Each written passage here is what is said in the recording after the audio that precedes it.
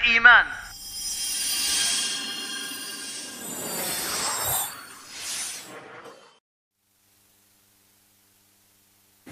السلام عليكم ورحمة الله وبركاته. إن الحمد لله نحمده ونستعينه ونستغفره ونعوذ بالله من شرور أنفسنا ومن سيئات أعمالنا. من يهده الله فلا مضل له ومن يضلله فلا هادي له. أشهد أن لا إله إلا الله وحده لا شريك له وأشهد أن محمدا عبده ورسوله صلى الله عليه وعلى آله وصحبه ومن سار على نهجه واستنى بسنته إلى يوم الدين. اللهم إنا نسألك علما نافعا ورزقا طيبا وعملا متقبلا. اللهم علمنا منه ما جهلنا وذكرنا منه ما نسينا وانفعنا بما علمتنا وزدنا علما warzuqna fahma. Kaum muslimin, para pemirsa yang semoga dimuliakan Allah Subhanahu wa taala, alhamdulillah bersyukur kepada Allah Azza wa Jal yang masih melimpahkan rahmat, nikmat dan karunia-Nya sehingga kita masih dapat kembali beraktivitas, beramal dan beribadah, melanjutkan kehidupan dengan berharap kepada Allah Subhanahu wa taala bimbingan dan arahannya. Semoga sisa umur yang kita jalani mendapatkan limpahan berkah dari Allah Subhanahu wa taala sehingga kita menjalani kehidupan sesuai dengan apa yang diridhai oleh Allah Subhanahu wa taala. Dan kita memohon kepadanya semoga Allah berikan kita kekuatan untuk istiqamah, menjalankan setiap perintahnya, meninggalkan setiap larangannya, sampai pada saat di mana kita nanti akan meninggalkan kehidupan dunia ini. Allahumma amin ya rabbal alamin. Salawat beriringkan salam untuk Nabi kita yang mulia Nabi Muhammad sallallahu alaihi wasallam.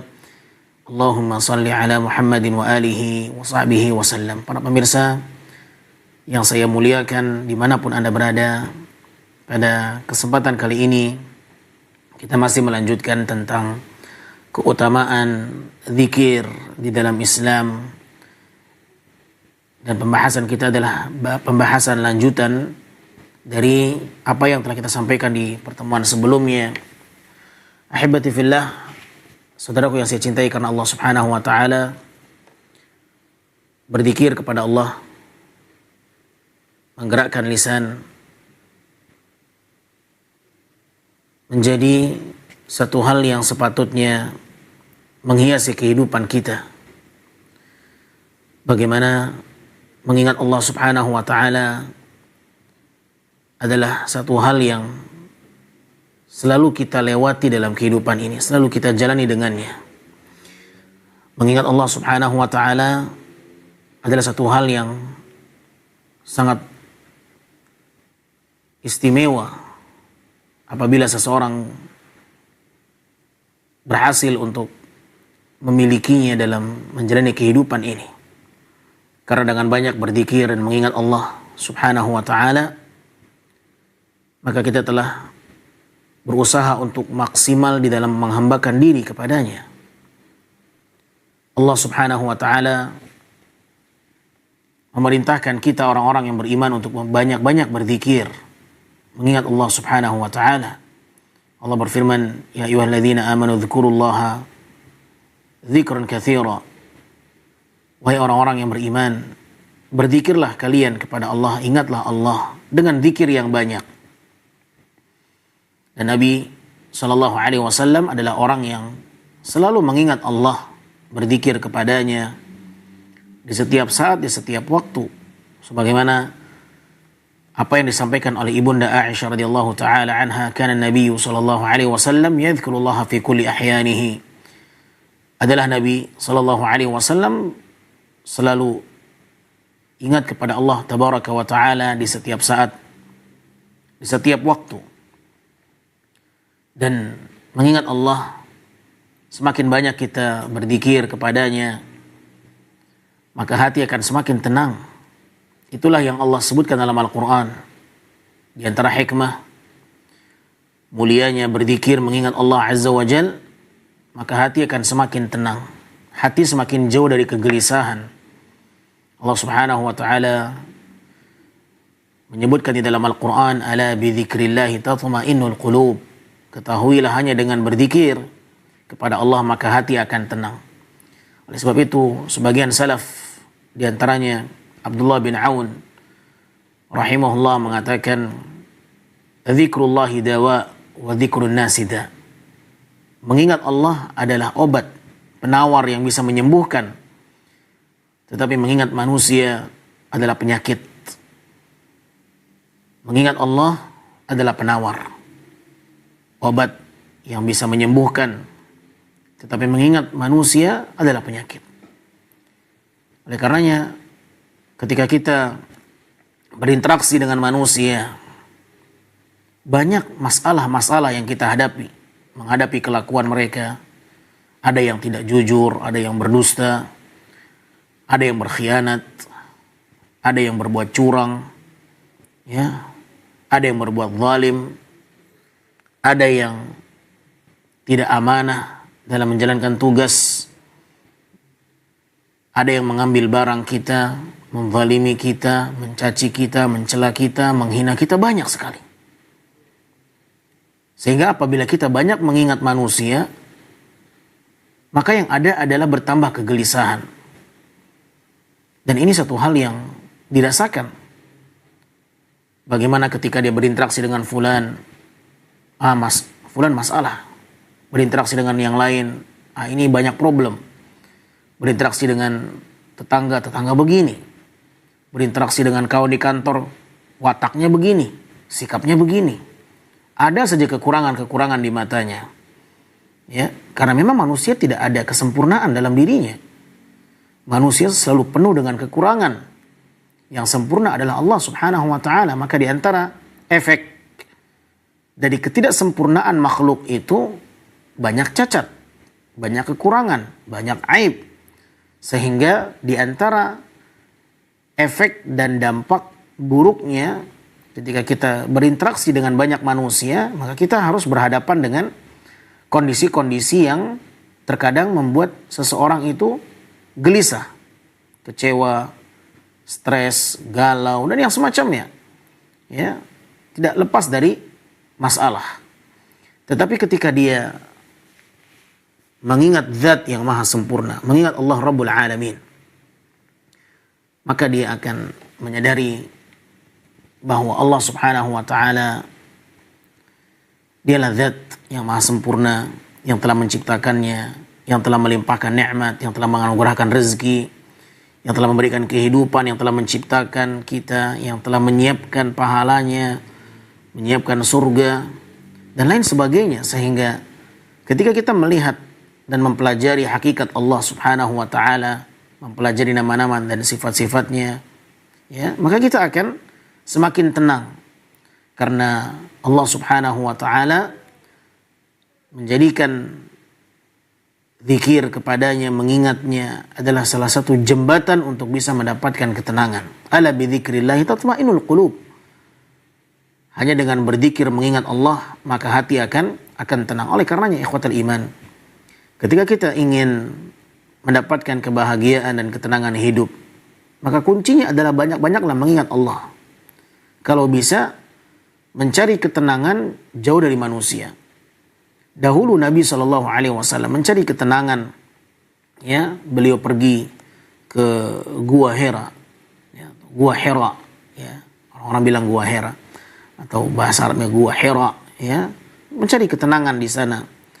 Ya, beliau ingin mendalami Allah Subhanahu wa taala, dan beliau mendapatkan ketenangan jauh dari hiruk pikuk keramaian manusia.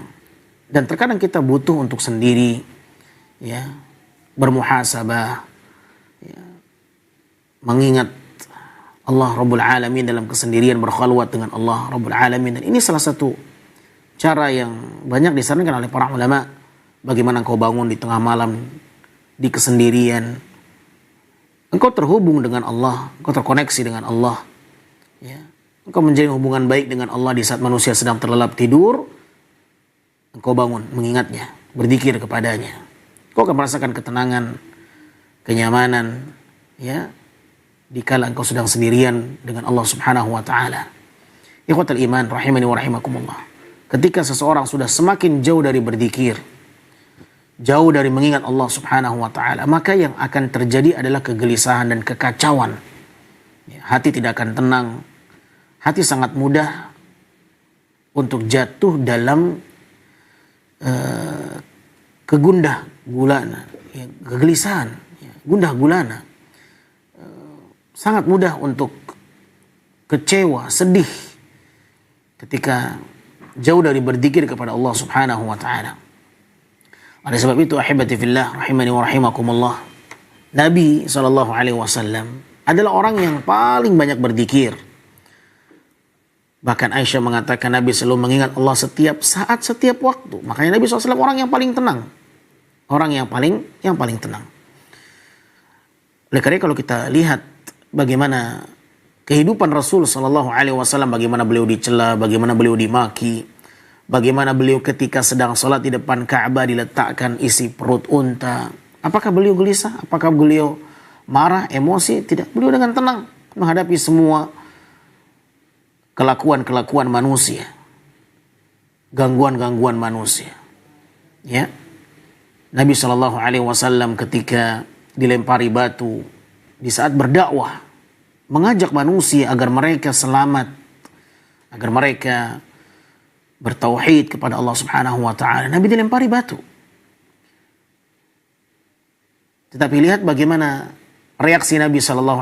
Apakah beliau sedih? Apakah beliau galau? Apakah beliau menjadi orang yang tidak merasakan ketenangan? Lah, tidak. Justru Nabi SAW merasakan ketenangan.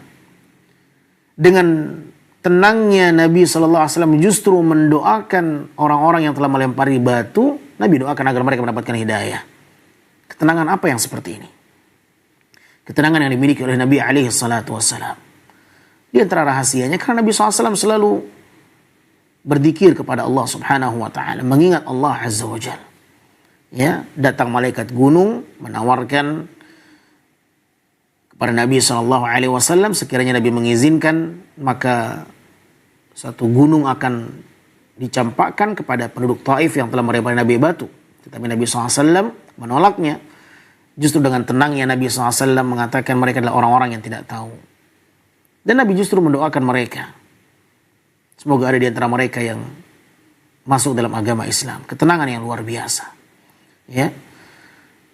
Dan ketenangan ini datang dengan mengingat Allah, berzikir kepadanya. Ya. Ketenangan yang setiap kita butuh. Karena tidak ada manusia yang tidak ingin hidupnya melainkan bagaimana ketenangan selalu menyertainya. Kenyamanan, kebahagiaan. Bukankah itu yang kita dambakan? Bukankah itu yang kita inginkan? Bagaimana hidup dengan tenang? Bagaimana hidup dengan kenyamanan? Ya. Tetapi mengapa sangat disayangkan? Sumber ketenangan itu justru dijauhi oleh banyak manusia. Mereka lari menjauh dari mengingat Allah dan mengingat makhluk.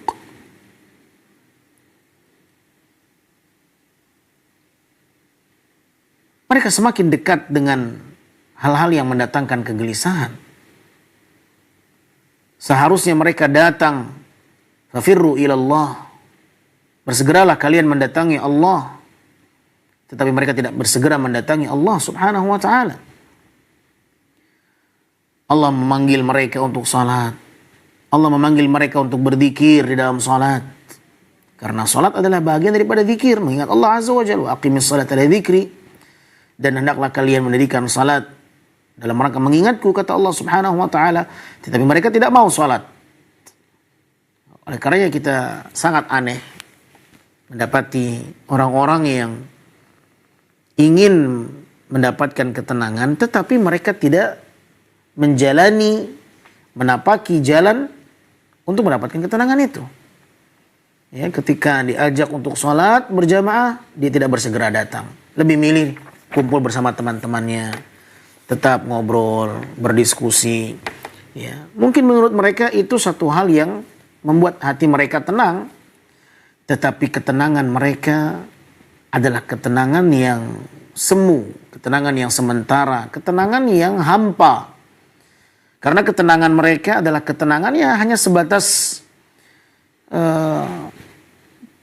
menghabiskan waktu begitu saja tanpa ada sesuatu yang bermakna. Tapi orang-orang yang beriman, ya, ketenangan mereka adalah ketenangan yang benar-benar memenuhi hatinya. Bagaimana dia merasakan kenyamanan ketika menghambakan diri kepada Allah Subhanahu wa taala, ketika dia bisa berkumpul bersama orang-orang saleh, salat dalam satu barisan shaf. Ya, mereka duduk dalam majelis ta'lim, mereka duduk dalam taman-taman surga. Ya, kebahagiaan yang sulit untuk diungkapkan dengan lisan, tetapi mereka kebahagiaan yang hanya kebahagiaan yang hampa, ketawa, ya, bahagia. Tetapi apa manfaatnya, apa faedahnya setelah itu? Apakah mereka merasakan ketenangan yang akan terus berkelanjutan atau akan berakhir dengan berakhirnya perbincangan mereka? Ketenangan orang-orang yang beriman adalah ketenangan daim, ya, ketenangan yang terus menerus. Dan kita berharap ketenangan ini akan membawakan ketenangan kita di kehidupan akhirat. Ahibati fillah, kaum muslimin, para pemirsa yang dimuliakan Allah Subhanahu wa taala, maka teruslah berzikir kepada Allah Subhanahu wa taala, mengingat Allah Azza wa Jalla, usahakan selalu terkoneksi dengan Allah Tabaraka wa taala. Karena Allah yang perintahkan kita untuk banyak-banyak berzikir mengingatnya. Ala bidzikrillah tatma'innul qulub. Ya ayyuhalladzina amanu dzkurullaha dzikran katsira. Wahai orang-orang yang beriman, berzikirlah kalian kepada Allah dengan zikir yang banyak. Oleh karenanya sahabat Mu'adz bin Jabal radhiyallahu anhu mendapatkan satu wasiat dari Nabi SAW untuk selalu meminta kepada Allah, a'inni ala dzikrika. Ya Allah, bantulah aku agar selalu ingat kepadamu, berzikir kepadamu. Mengingat Allah adalah satu hal yang kita butuhkan. Karena dengan mengingatnya, Allah akan berikan ketenangan. Nah, tetapi menjauh dari berzikir kepada Allah, maka dia akan jauh dari ketenangan, dekat dengan kegelisahan, dan dekat dengan ancaman. Orang yang berzikir kepada Allah akan dijaga oleh Allah dari gangguan syaitan, min kulli makruh, dari segala hal yang buruk, sebagaimana hadis-hadis yang menerangkannya. Baik, ahibati fillah rahimani wa rahimakumullah. Jadikanlah lisan kita lisan yang senantiasa berzikir kepada Allah. Ya, ketika salah seorang sahabat dia datang ke Nabi dan meminta wasiat, Nabi SAW mengatakan, wala yazal lisanuka ratban min dzikrillah. Hendaklah senantiasa lisanmu basah karena berzikir kepada Allah Azza wa Jalla. Ini wasiat Nabi SAW. Sibukkan diri dengan amalan yang ringan. Zikir ini adalah amalan yang sangat ringan. Berzikir kepada Allah Subhanahu wa taala, ya, adalah amalan yang sangat ringan, amalan yang sangat mudah. Siapapun bisa mengerjakannya dalam kondisi berdiri, dalam kondisi berjalan, dalam kondisi berbaring, dalam kondisi sedang bekerja, dalam kondisi sedang beraktivitas, dalam kondisi sedang berolahraga. Kita bisa berzikir kepada Allah Subhanahu wa taala. Dan berzikir kepada Allah Azza wa Jalla luas keutamaannya. Bahkan Nabi SAW pernah mengatakan bahwa berzikir kepada Allah Azza wa Jalla itu jauh lebih baik dibandingkan kalian menebas leher musuh di medan jihad. Lebih mulia dibandingkan kalian melawan musuh di medan pertempuran. Bahkan lebih baik dibandingkan kalian berinfak dengan emas dan perak. Khairun lakum min infaqi dhahabi wal wariq. Dan subhanallah, berzikir ini ahibati fillah, satu amalan yang ringan, yang mudah, tetapi memiliki bobot yang berat. Tetapi justru berzikir kepada Allah Azza wa Jalla ini menjadi satu hal yang sudah tersingkirkan dalam kehidupan banyak manusia. Ya, kita lebih banyak mengingat hal-hal yang tidak terkoneksi dengan Allah Subhanahu wa taala. Ya, mungkin karena kesibukannya dengan urusan dunia, dengan bisnisnya, dengan mencari nafkahnya. Ya, padahal di sela-sela itu, bahkan di saat dia mencari nafkah, dia bisa mengingat Allah Subhanahu wa taala. Banyak orang-orang yang ketika mencari nafkah lupa dengan panggilan salat. Ketika mereka berniaga lupa dengan berzikir kepada Allah. Padahal Allah memuji orang-orang di saat dia berniaga, tetap mereka mengingat Allah. Rijalun la tulhihim tijaratun wala bay'un an dzikrillah wa iqamis salah. Allah Azza wa Jalla menyebutkan di dalam Al-Quran bahwa ada sekelompok lelaki yang tidak dilalaikan dengan perniagaannya. Perniagaannya, jual belinya tak membuat mereka lalai dari mengingat Allah, dari berzikir kepadanya, mengerjakan salat. Ya, ada sebagian mereka kalau sudah mencari duit, cari dunia, cari harta, cari nafkah, tidak ingat waktu salat. Tidak ingat zuhur, tidak ingat asar, tidak ingat maghrib, tidak ingat isya, tidak ingat subuh. Subhanallah. Bahkan sebelum subuh dia sudah sibuk di pasar. Sudah keluar dengan kendaraannya, sudah keluar dengan barang dagangannya, tetapi anehnya lupa dengan Allah Subhanahu wa taala. Ya, salat subuh lewat. Padahal mereka bangun sebelum subuh dan mereka bisa menyiapkan diri mereka untuk berjualan, keluar dari rumahnya, menyiapkan segalanya, barang dagangannya. Tetapi subhanallah, terdengar panggilan adzan subuh, seakan-akan tidak ada kebutuhan kita terhubung dengan Allah Subhanahu wa taala. Datang masuk waktu zuhur, kembali dia sibuk dengan kesibukannya, bergelut dengan bisnisnya, bergelut dengan dialognya, dengan konco-konconya, dengan rekan-rekannya, ya. Hal-hal yang tidak semestinya ini terjadi dalam kehidupan seorang muslim. Oleh karenanya, kondisi ini bisa menimpa kita. Terkadang kita lalai, terkadang kita futur, terkadang kita jauh dari mengingat Allah Subhanahu wa taala. Oleh karenanya, Mu'adz bin Jabal radhiyallahu anhu, beliau mendapatkan satu arahan dari Nabi sallallahu alaihi wasallam agar jangan kau tinggalkan doa ini. A'inni ala dzikrika wa syukrik. Bantulah aku ya Allah agar selalu mengingatmu, berzikir kepadamu. Maka siapapun yang berhasil untuk selalu berzikir kepada Allah, mengingat Allah Azza wa Jalla, berarti dia sedang dimudahkan oleh Allah Azza wa Jalla dalam amalan yang mulia. Dan kita patut untuk bersedih kalau seandainya waktu kita terbuang tanpa berzikir kepada Allah Subhanahu wa taala. Kenapa? Karena kita bisa meraih pahala yang besar, tetapi tidak kita dapatkan. Kita sia-siakan momen itu. Kita sia-siakan kesempatan itu. Ya. Dan waktu ini sangat berharga.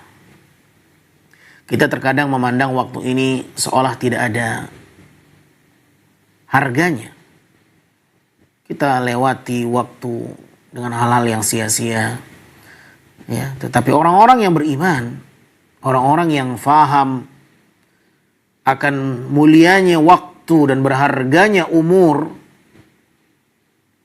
itu menjadi modal besar bagi mereka untuk terus meningkatkan penghambaan diri kepada Allah Azza wa Jalla.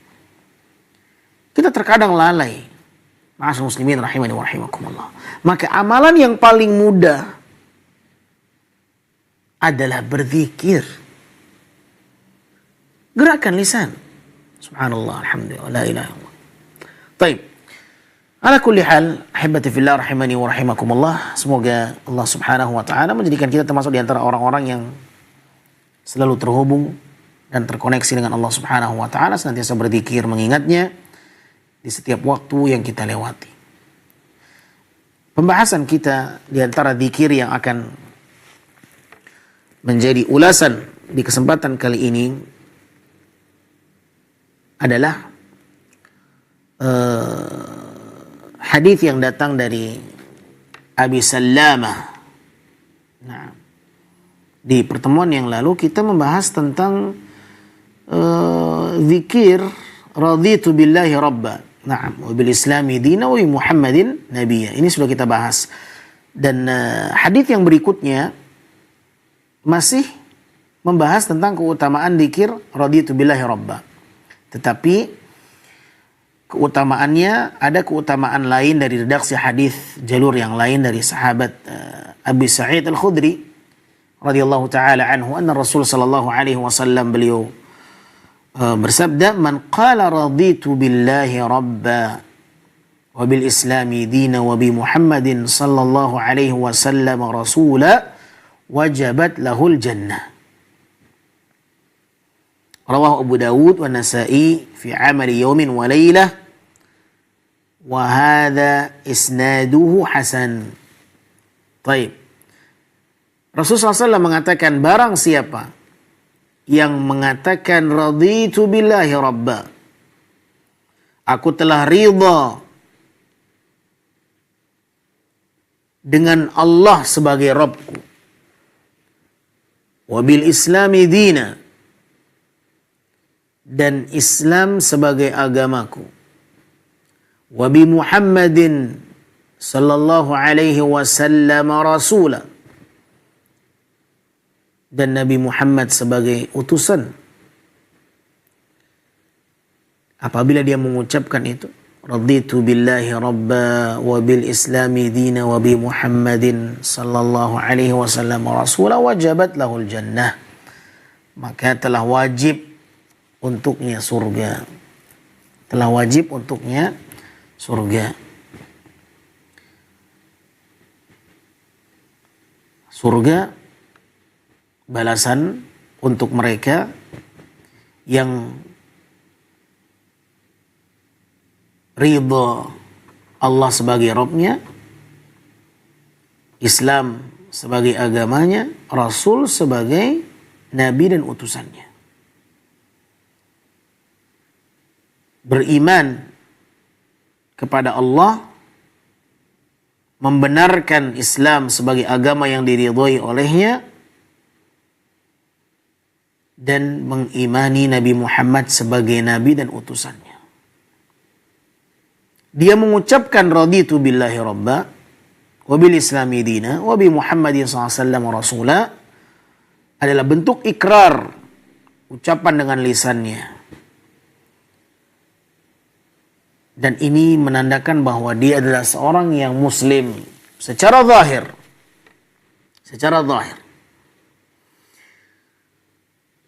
Dengan kualitas yang lebih baik, seandainya dia mengucapkan bukan hanya dengan lisannya, tetapi hatinya mengimaninya. Hatinya tidak menyelisihi ucapannya. Karena ada sebagian orang, seperti halnya orang-orang munafik, mungkin dia juga mengucapkan raditu billahi rabba wa bil islami dina wa bi Muhammadin SAW nabiyya, karena mengucapkan suatu hal yang mudah. Tetapi mengamalkan isi dari ucapan ini, menerapkan kandungan dari zikir ini, butuh bukti. Dia mengatakan raditu billahi rabba, aku beriman, aku ridha Allah sebagai Rabb. Tetapi Allah panggil sholat, nggak mau sholat.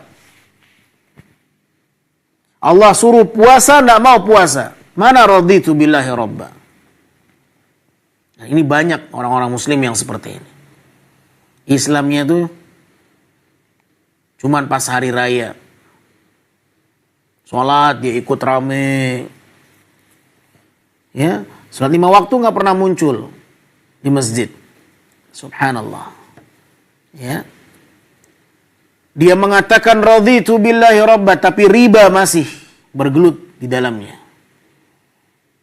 Pada Allah mengharamkan riba. Mana bukti bahwa engkau mengatakan raditu billahi rabba? Nah. Dia mengatakan aku ridha Nabi Muhammad sebagai Rasul, utusan Allah. Tetapi yang Nabi perintahkan, dia tinggalkan. Ini terkadang menghadapi pengakuan lisan dengan perbuatan, ini bertolak belakang. Dan jadikan ini sebagai teguran untuk kita. Jangan sibuk ngurusin orang lain. Tapi sibuklah memperbaiki dan membenahi diri. Kalau saya kayaknya enggak sih. Kayaknya ini teman saya paling cocok dapat nasihat ini. Lah, kita. Sudahkah engkau benar-benar menerapkan pengakuan lisanmu bahwa engkau telah ridha Allah sebagai Rabbmu? Mana buktinya? Terkadang kita masih bermaksiat kepada Allah. Orang yang mengaku bahwa Allah itu Rabbnya, Tuhannya, dia siap menjalankan perintahnya, meninggalkan setiap larangannya. Tapi kita terkadang yang diperintahkan oleh Allah kita tinggalkan. Yang jelas Allah larang, Allah haramkan kita lakukan. Oleh karenanya kita patut untuk khawatir sikap kita ini masih mengandung kedustaan. Kita terkadang menganggap diri kita ini sudah mukmin, tetapi masih jauh dari hakikat keimanan. Tidakkah kita merasa cemas?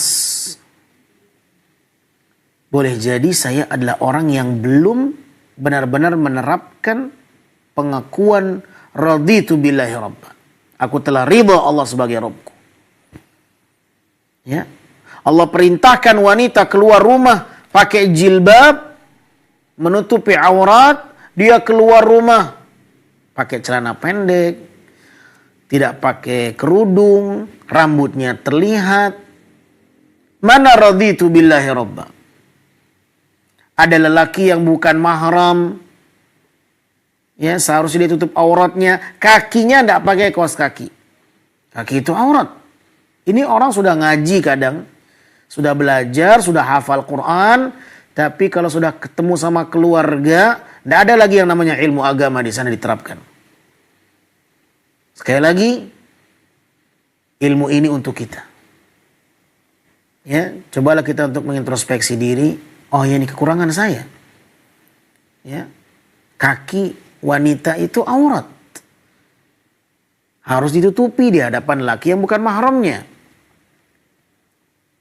Fenomena yang banyak terjadi kalau udah kumpul keluarga nih, ya. Ini perempuan menganggap bahwa kaki itu bukan aurat. Padahal dia akan berkumpul bersama lelaki yang bukan mahram. Terlihatlah kakinya. Dianggap sepele. Dosa-dosa yang dianggap remeh. Ikhwatal iman rahimani wa rahimakumullah. Jadi terkadang antara pengakuan lisan kita dengan penerapannya itu bertolak belakang. Disinilah hendaknya setiap kita berusaha untuk benar-benar menerapkan apa yang kita ucapkan. Kita takut seandainya kita ini hanya pandai bersilat lidah. Tidak ada bedanya kita dengan orang munafik. Ya. Ucapannya raditu billahi rabba, tapi ketetapan Allah dia tinggalkan. Dia lawan arus. Nah, ya subhanallah. Coba kita lihat diri kita, mana di dalam agama yang belum kita amalkan. Jangan sibuk kita ngeliat orang lain. Baik, coba kita lihat diri kita sendiri.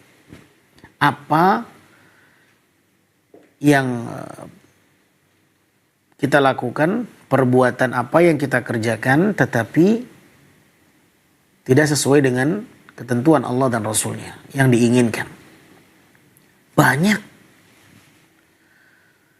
Kita khawatir masuk dalam ancaman firman Allah Subhanahu wa taala, kabura maqtan 'indallahi an taqulu ma la taf'alun. Ini sudah kita sampaikan pada pertemuan yang lalu. Tetapi memang kita harus sering-sering mengulang ini. Karena memang kita ini terkadang ilmu itu ya hanya sebatas dengar, tahu, lewat begitu saja. Tetapi usaha untuk membenahi itu tidak ada. Berulang-ulang kali datang ke majelis, dengar nasihat. Ya, tidak ada perubahan. Nah, coba kita bermuhasabah. Sudahkah nasihat itu memberikan faedah untuk kita? Ataukah kita masih saja terus berani melanggar agama Allah Subhanahu wa taala? Malu kita. Malu kita mengatakan saya mukmin itu tak pas rasanya. Oleh karenanya salah seorang ulama salaf mengatakan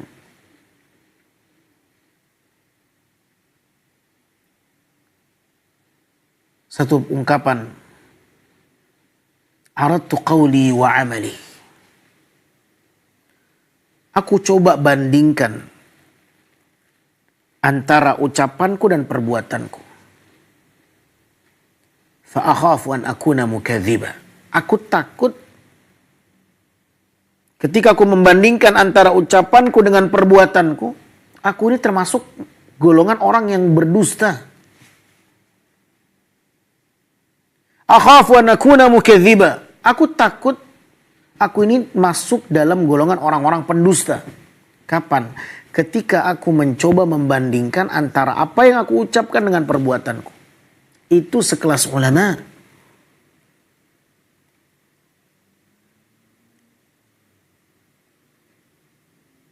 Khawatir atas dirinya sebagai seorang yang jatuh dalam kedustaan ketika bermuhasabah, mencoba untuk mengevaluasi diri, membandingkan antara perkataan dengan perbuatan. Aradtu qawli wa amali. Aku bandingkan, aku tampakkan antara perkataanku, perbuatanku. Fa akhafu an akuna mukadziba. Aku takut aku ini masuk golongan orang yang berbohong. Kenapa? Karena antara ucapan dengan perbuatan itu tidak berjalan beriringan, tetapi berseberangan. Na'udzubillah min dzalik. Ini yang perlu kita khawatirkan, ahibati fillah rahimani wa rahimakumullah. Jadi ucapan raditu billahi rabba wa bil islami dina wa bi Muhammadin sallallahu alaihi wasallam rasulah. Ini ucapan yang luar biasa keistimewaannya. Maka Nabi mengatakan wajabat lahul jannah. Telah wajib untuknya surga. Tetapi apakah hanya sebatas mengucapkan saja sudah cukup? Apakah seperti itu maksudnya? Oh, sudah aman saya. Kenapa? Saya sudah ucapkan raditu billahi rabba bil islami dina bi Muhammadin sallallahu alaihi wasallam rasula. Aman sudah. Tidak perlu salat. Demikian. Tak perlu puasa. Tak perlu khawatir riba. Tak perlu khawatir zina. Tidak, aman sudah. Kenapa? Nabi mengatakan wajabat lahul jannah. Telah wajib untuknya surga. Demikian? Nah. Karena para ulama mengatakan ucapan ini adalah cambuk bagi yang mengatakannya. Zikir ini jadikan dia sebagai cambuk bagi yang mengatakannya. Kenapa? Karena ketika dia mengucapkan raditu billahi rabba, konsekuensinya dia harus siap meninggalkan apa yang Allah larang. Menjalankan apa yang Allah perintahkan. Bukan hanya sebatas ucapan. Mengucapkan raditu billahi rabba. Enak banget mengucapkan itu masuk surga langsung. Wajabat lahul jannah. Apakah demikian para ulama salaf dahulu memahaminya? Apakah ada di antara mereka yang ketika mengucapkan ini mereka tenang, tak perlu sholat, tak perlu puasa, tak perlu mengeluarkan zakat, tak perlu berbakti kepada orang tua, tak perlu karena merasa sudah aman, karena Nabi sudah mengatakan wajibat lahul jannah? Tidak. Dalam penerapannya para ulama dahulu ketika mereka mengucapkan ini akan menjadi sentilan bagi yang mengucapkannya agar mereka benar-benar menerapkan dalam kehidupan yang nyata, dalam kehidupan yang real, bagaimana ucapannya menuntun dia untuk lebih memperbaiki diri. Karena pengakuan ridho kepada Allah sebagai Rabb-nya tidak hanya cukup dengan lisan, tetapi harus dibuktikan dengan perbuatan. Ini PR buat kita, ma'asyiral muslimin. Baik. Kemudian hadis yang berikutnya datang dari Abi Sallamah, khadimin Nabi sallallahu alaihi wasallam, pembantunya Rasul sallallahu alaihi wasallam. Siapa Abi Sallamah ini? Terjadi silang pendapat di kalangan para ulama. Al-Imam Al-Hafidh rahimahullah, Al-Imam Ibnu Hajar Al-Asqalani rahimahullah, beliau menyatakan bahwa Abi Sallamah ini, wa in sahhahaha Ibnu Abdul Barr lianna Aba Sallam ma huwa sahabi hadzal hadits bal huwa tabi'i syami. Abi Sallamah ini diperselisihkan apakah dia statusnya sahabat atau tabi'in. Ada yang mengatakan bahwa dia itu adalah tabi'in, ada yang mengatakan dia itu adalah sahabat. Nah, dan namanya pun tidak disebutkan secara tasrih, tidak disebutkan secara terang dan tegas. Siapa namanya? Majhul.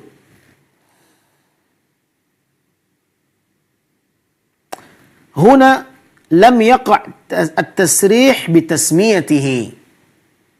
Naam.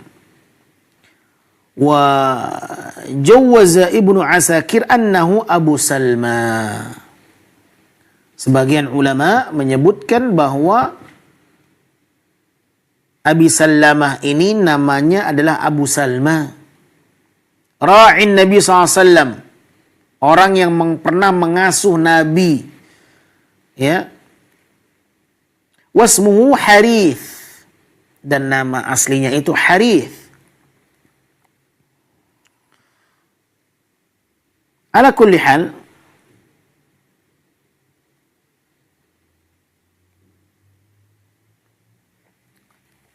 perawi yang bernama Abu Sallam atau Abu Sallamah, wa huwa mimman khadama Nabi sallallahu alaihi wasallam. Para ulama menyebutkan bahwa dia termasuk di antara seseorang yang pernah membantu Nabi sallallahu alaihi wasallam. Akan tetapi beliau tidak masyhur seperti halnya Anas bin Malik radhiyallahu taala anhu, Mughirah bin Syu'bah dan yang lainnya, atau Rabi' bin Ka'ab al-Aslami yang pernah melayani Nabi dalam satu malamnya. Ya, karena yang melayani Nabi, yang membantu Nabi itu kalau hanya membantu urusan-urusan yang skala kecil, ya mungkin semua sahabat pernah membantu Nabi sallallahu alaihi wasallam. Ya. Baik. Disebutkan oleh al-muallif rahimahullahu taala bahwa Abu Sallamah ini dia termasuk seorang yang berdomisili di daerah Hims atau Syam. Ya, sebagaimana tadi yang diutarakan oleh Imam Ibnu Hajar bahwa dia adalah seorang tabi'in Syami, salah seorang tabi'in yang tinggal di negeri Syam. Dan Hims daerah bagian dari Syam. Dan disebutkan annahu kana fi masjid Hims famarra bihi rajul. Ketika beliau sedang berada di masjid di kota Hims atau Homs sekarang ini, tiba-tiba ada orang yang mengatakan, hadza khadamun Nabi sallallahu alaihi wasallam. Ini orang pernah membantu Nabi sallallahu alaihi wasallam. Ini orang pernah melayani Nabi, membantu Nabi, menjadi pembantu Rasul sallallahu alaihi wasallam. Ketika orang-orang mengatakan itu, di saat dia sedang berada di masjid, faqama ilaihi faqala hadithni bi hadithin sami'tahu min Rasulillah sallallahu alaihi wasallam. Naam.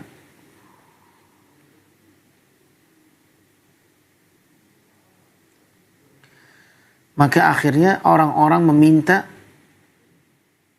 setelah tahu bahwa dia pernah bersama Nabi, membantu Nabi sallallahu alaihi wasallam, maka orang-orang pun mendatanginya dan mengatakan, sampaikan kepada kami satu hadis, hadithni bi hadithin sami'tahu min Rasulillah, sampaikan kepadaku satu hadis yang kau dengarkan langsung dari Nabi sallallahu alaihi wasallam, lam yatadawalhu bainaka wa bainar rijal. Sebuah hadis yang tidak tersebar di khalayak ramai manusia. Sampaikan kepada kami sebuah hadis yang kau dengarkan dari Nabi SAW, yang hadis engkau dengar itu belum tersebar di tengah masyarakat, yang banyak orang tuh nggak tahu. Maka ketika itulah dia mengatakan, sami'tu Rasul sallallahu alaihi wasallam yaqul, aku telah mendengar Nabi sallallahu alaihi wasallam mengatakan, kemudian beliau membawakan hadis. Hadis yang akan dibawakan itulah hadis yang akan kita pelajari di sini. Apa? Dia mengatakan, ma min muslim au insan, ma min muslimin au insanin au abdin yaqulu hina yumsi wa hina yusbihu raditu billahi rabba wa bil islami dina wa bi Muhammadin sallallahu alaihi wasallam nabiyya illa kana haqqan 'ala Allah 'azza wa jalla an yurdiyahu yawmal qiyamah. Tidaklah seorang muslim, seorang insan, seorang hamba yang mengucapkan di waktu petangnya dan di waktu subuhnya, raditu billahi rabba wa bil islami dina wa bi Muhammadin sallallahu alaihi wasallam nabiyya illa kana haqqan 'ala Allah an yurdiyahu yaumal qiyamah. Melainkan dia telah berhak atas Allah mendapatkan keridhaannya di hari kiamat. Masya Allah, tabarakallah. Tidaklah seorang hamba, seorang muslim, seorang insan, ya, yang mengucapkan raditu billahi rabba wa bil islami dina wa bi Muhammadin sallallahu alaihi wasallam nabiyya di waktu paginya atau di waktu petangnya, di waktu pagi dan petangnya, melainkan dia telah berhak atas Allah mendapatkan keridhaannya pada hari kiamat. Illa kana haqqan 'ala Allah 'azza wa jalla an yurdiyahu yaumal qiyamah. Allahu akbar. Dia telah berhak mendapatkan keridhaan Allah pada hari kiamat. Subhanallah. Rawahu Ibnu Majah hakadha. Hadis ini diriwayatkan Imam Ibnu Majah. Wa rawahu Abu Dawud an Abi Sallam an rajulin khadama Nabi sallallahu alaihi wasallam.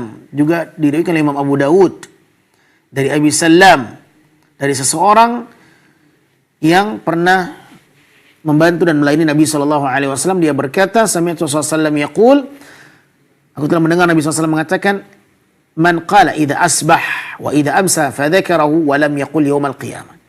Barang siapa yang mengucapkan di waktu subuhnya dan petangnya, raditu billahi rabba wa bil islami dina wa bi Muhammadin sallallahu alaihi wasallam nabiyya, maka telah berhak atasnya mendapatkan keridhaan Allah tabaraka wa taala. Wa lam yaqul yaumal qiyamah, tetapi dalam redaksi yang lain tak disebutkan lafaz pada hari kiamat. Artinya secara mutlak Allah akan ridho kepadanya. Tetapi dalam redaksi yang pertama, ya, disebutkan bahwa telah berhak atas yang mendapatkan keridhaan Allah pada hari kiamat. Ikhwani fid din, para pemirsa yang dimuliakan Allah Subhanahu wa taala, meraih keridhaan Allah pada hari kiamat, apa fungsinya? Apa manfaatnya? Mendapatkan ridha Allah pada hari kiamat. Selamat. Dia akan menjadi orang yang selamat. Allah subhanahu wa ta'ala apabila telah ridha kepada hambanya, akankah Allah memasukkan hamba yang dalam api neraka?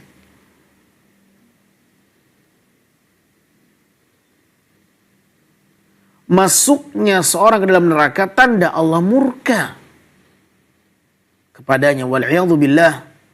Kita berlindung kepada Allah subhanahu wa ta'ala dari kemurkaannya.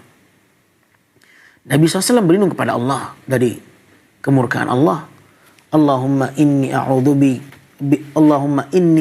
biridhaka min sakhatik. Ya Allah, aku berlindung dengan keridhaanmu dari kemurkaanmu dan amarahmu. Allahumma inni a'udzu biridhaka min sakhatik. Ya Allah, aku berlindung dengan keridhaanmu dari kemurkaanmu. Karena Allah Azza wa Jal apabila ridha kepada hambanya, tanda bahwa Allah tidak murka kepadanya. Kalau Allah tidak murka kepada hambanya, maka Allah akan masukkannya ke dalam surga. Tetapi apabila Allah murka kepada hambanya, di mana tempat kemurkaan Allah? Neraka, wal'iyadzu billah. Maka pada hari kiamat, kita berharap keridhaan Allah Azza wa Jalla. Kita berharap Allah ridha kepada kita. Dan apabila Allah ridha kepada kita, maka berbahagialah sang hamba. Dia akan masuk ke dalam ridwanillah. Dia akan masuk ke dalam keridhaan Allah. Golongan orang-orang yang diridhai oleh Allah. Siapa? Ahlul jannah. Kaum muslimin, tidakkah kita ingin di hari kiamat nanti masuk menjadi orang yang diridhai oleh Allah Azza wa Jalla? Tidak menjadi orang yang dimurkai oleh Allah Azza wa Jalla. Keridhaan Allah adalah satu hal yang patut untuk kita cari agar kita selamat. Dan keridhaan Allah ini banyak sekali pintu-pintunya. Di antaranya mendapatkan ridho suami, mendapatkan ridho orang tua selama tidak melakukan hal yang melanggar agama. Ridho Allah fi ridhal walid. Keridhaan Allah ada pada keridhaan orang tua. Allah akan ridho kepada seorang istri apabila suaminya tidak murka kepadanya. Allah akan melaknat seorang istri yang suaminya tak ridho kepadanya. Banyak pintu-pintu yang bisa seseorang mendapatkan keridhaan Allah di sana. Ya. Maka ketika seseorang mendapatkan keridhaan Allah pada hari kiamat, artinya apa? Artinya dia sudah berada pada puncak keridhaan pada hari kiamat. Itulah puncak keridhaan. Ya. Ridho suami kepada kita di dunia belum tentu ridho Allah secara mutlak kita dapatkan. Karena boleh jadi ada sisi lain yang perbuatan kita mendatangkan kemurkaan Allah. Contoh, kita berhasil meraih ridho suami. Insya Allah Allah ridho kepada kita dari sisi ini. Taib. Tetapi apakah dari sisi yang lain kita berhasil mendapatkan keridhaan Allah? Ya. Boleh jadi perbuatan kita, sikap kita membuat orang tua kita tak ridho kepada kita. Padahal Nabi mengatakan ridho Allah ada pada keridhaan orang tua. Kita berhasil mendapatkan keridhaan suami, tapi kita tidak berhasil mendapatkan keridhaan orang tua. Terancam. Berarti dia hanya mendapatkan keridhaan dari satu sisi, tidak mendapatkan keridhaan secara mutlak. Tetapi ketika seseorang mendapatkan keridhaan Allah pada hari kiamat, artinya dia sudah mendapatkan keridhaan dari segala sisi.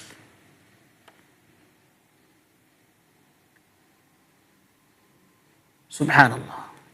Dan di antara pintu untuk mendapatkan keridhaan Allah ini adalah ikrar bil qaul raditu billahi rabba. Ucapannya yang mengatakan raditu billahi rabba. Aku telah ridha Allah sebagai Rabbku dan Islam sebagai agamaku, Nabi Muhammad sebagai nabiku. Nah, oleh karenanya ikhwatul iman rahimani wa rahimakumullah, zikir ini jangan pernah ditinggalkan. Dia termasuk zikir sabah wal masa, zikir pagi dan petang. Oleh karena Nabi mengatakan apa? Ma min muslimin au insanin au abdin, tidaklah seorang muslim, seorang insan, hamba, yaqulu hina yumsi, dia mengucapkan di saat petang, wa hina yusbi, di saat pagi, subuh. Dia mengatakan zikir ini, artinya apa? Dia termasuk zikir yang harus kita jaga setiap pagi dan petang. Jangan tinggalkan. Setiap datang waktu pagi, raditu billahi rabba wa bil islami dina Nabi Muhammad SAW. Nah, datang petang baca. Besok begitu lagi, tuh seperti itu. Dan berharap dengan zikir ini Allah mencatat kita sebagai orang yang diridhoinya pada hari kiamat. Ma'asyiral muslimin rahimani wa rahimakumullah, ini diantara keistimewaan dari zikir raditu billahi rabba. Insyaallah pada pertemuan yang akan datang kita akan membahas tentang keutamaan zikir dengan lafaz a'udzu bi kalimatillahi tammah min syarri ma khalaq. Ya. Semoga Allah Subhanahu wa taala memudahkan kita untuk kembali bersua di kesempatan yang berikutnya. Wabillahi taufiq. Subhanakallahumma wa bihamdika asyhadu an la ilaha illa anta astaghfiruka wa atubu ilaik. Kurang lebih saya mohon maaf. Wassalamualaikum warahmatullahi wabarakatuh.